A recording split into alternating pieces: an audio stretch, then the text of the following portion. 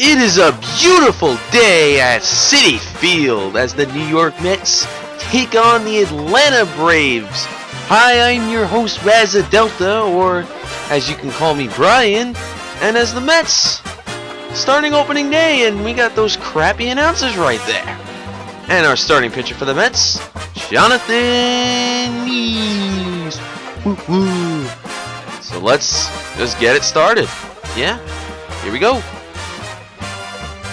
Alright, so how's it going, everybody? It's RazaDelta here, and welcome to the first game of my Mets franchise as Jonathan Neese strikes out someone. I think it was B.J. Upton.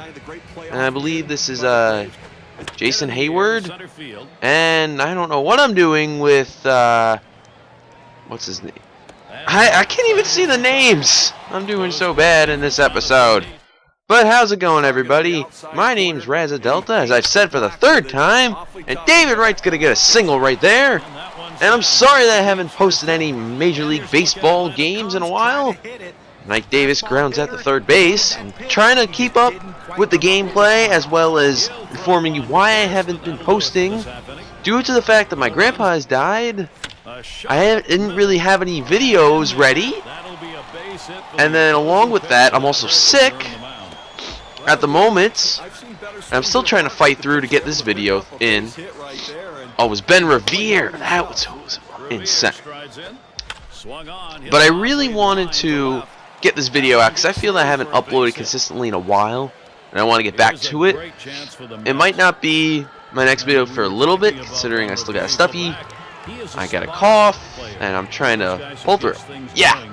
But there's been a lot of stuff going on with the Mets recently. I'd like to talk about it. We have signed Marlon Byrd. We have to a minor league deal with also an invite to spring training. We have signed Brandon Lyon to a 1-year $750K deal. 75K. A steal if we got him for that. With could end up with incentives. I don't know how to say that. I can't say it. So hopefully you know what I mean. That could get up to 1.1 mil.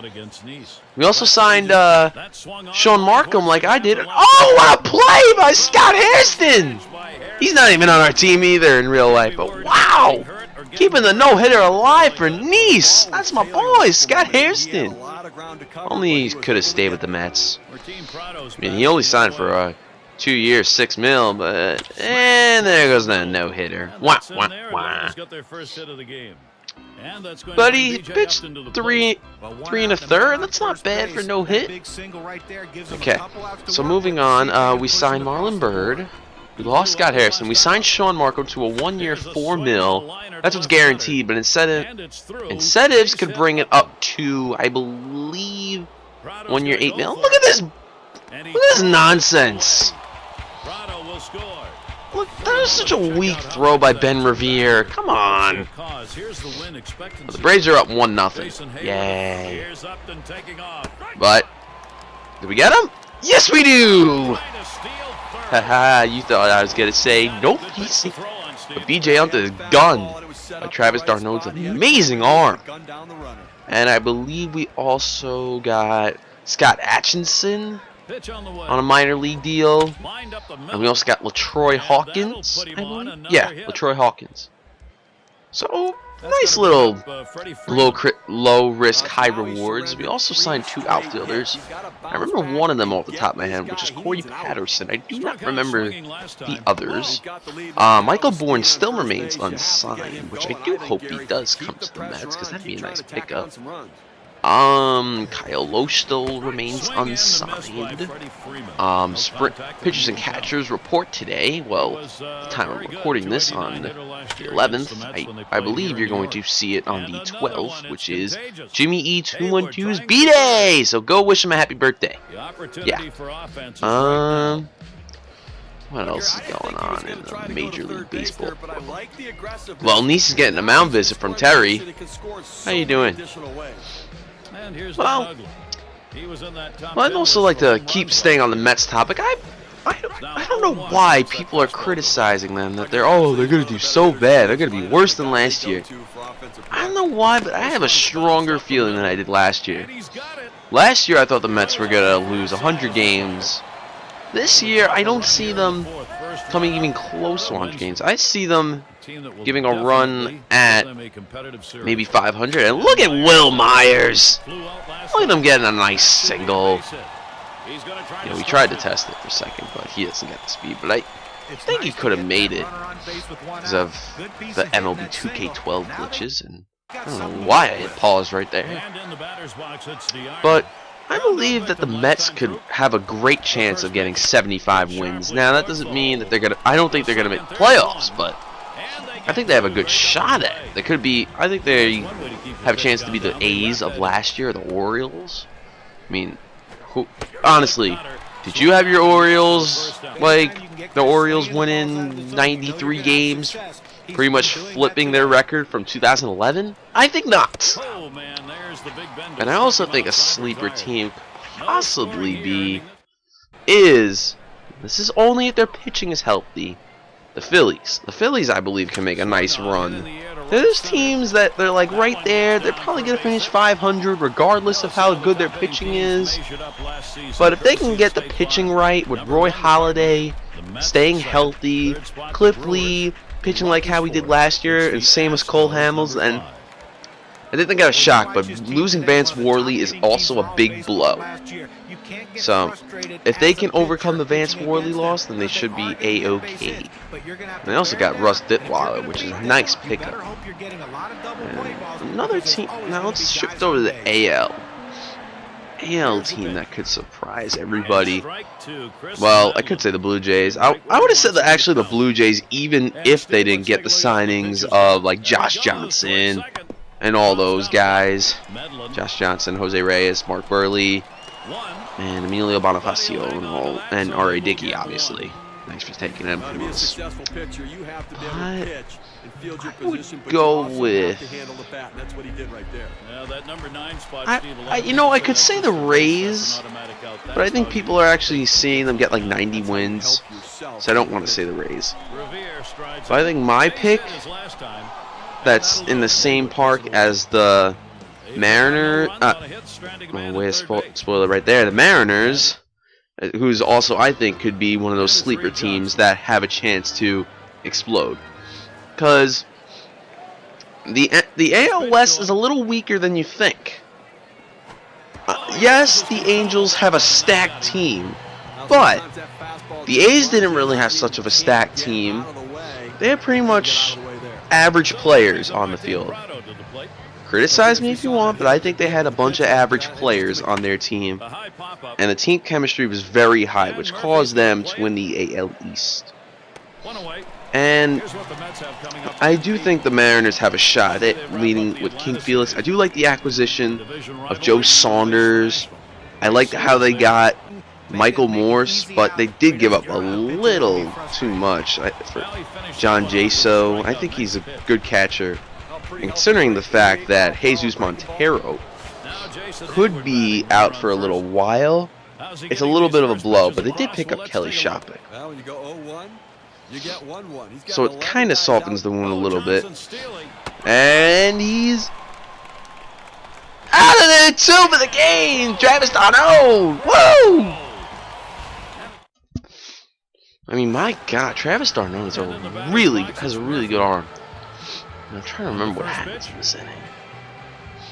But that's a foul ball! Yay!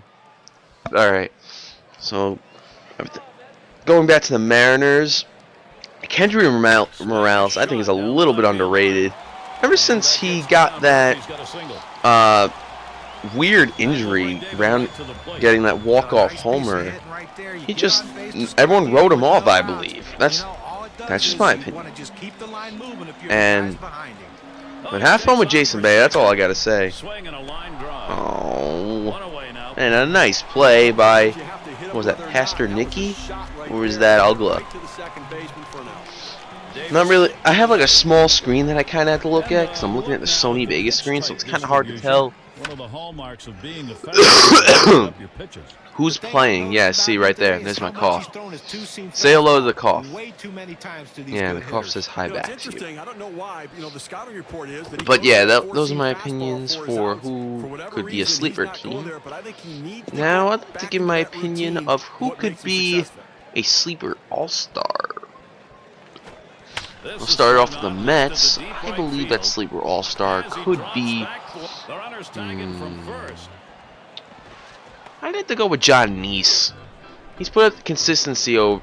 He's starting to build a nice resume. Last year, pitching career high, he had a career high in wins, I believe WHIP as well, and a career high in ERA. Well, not like high, or like high for WHIP. I'm talking about career best. Actually, I should have said career best for ERA and WHIP. And I think out in the whole NL, excluding the Mets, since I just did them right there, I'd have to go with... I like Anthony Rizzo, actually. He's got a lot of power, plays some decent defense, and playing on a team like the Cubs, you're going to get overlooked. And Anthony Rizzo is one hell of a player. I think he's got the tools to be like an Ike Davis, or a I don't see him being a bust like Chris Carter. And coming on! See, that's tied at 1. Yeah. But I'm trying to think of someone like the singers. He reminds me of Kendrick Morales a little bit too, but except he's not that fat. And then AL, my sleeper, I would go with Mike Trout. No, I'm just kidding.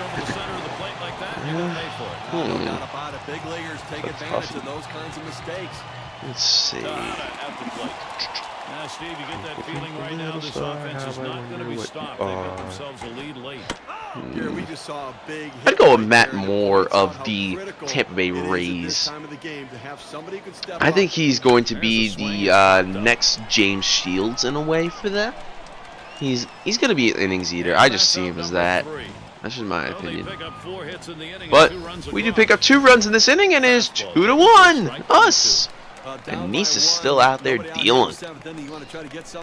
Hasn't looked back after only giving up that 1 run. And see you later, strike 3. Woo! Getting all pumped and everything. This video is actually a little long. I think about it. We're up to a little over 13 minutes. But yeah. So how's everyone's day going? Just get off my blizzard that I had. I had about, what was it, 2 feet of snow here. Ugh, it's a lot of snow, right?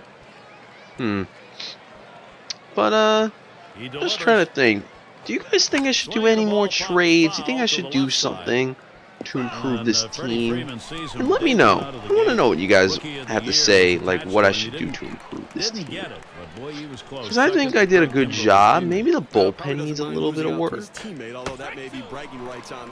But that's just me. And also, if you want to know my projection for the Mets, I believe they can win. I'm going to say they go 79 and however many losses. I can't think of how many losses it is right now.